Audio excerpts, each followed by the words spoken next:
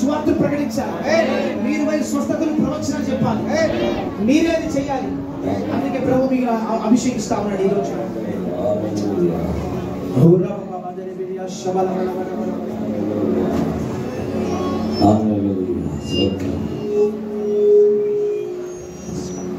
అందరి చేతులపై లేపండి.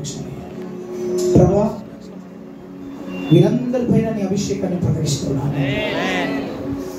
ఇదిగో నాకు ఇచ్చిన అభిషేకం, నాకు ఇచ్చిన వరాలు సంఘం కట్టబడుటకు, నీ రాజ్యము కట్టబడుటకు ప్రభా, ఈ అభిషేకంలో నేను వెలచరించునయ్యా. ఇదిగో ప్రభా, నేను మీకు ఉచితం ఇస్తున్నాను.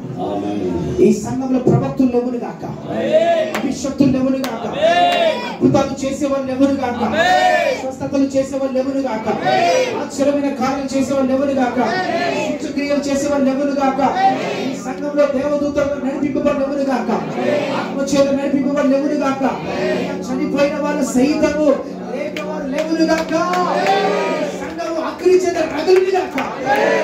ఈ సంఘంలో అయ్యా వచ్చే సంవత్సరంలో ఒక విశాలమైన స్థలంలో ఉండను గాక.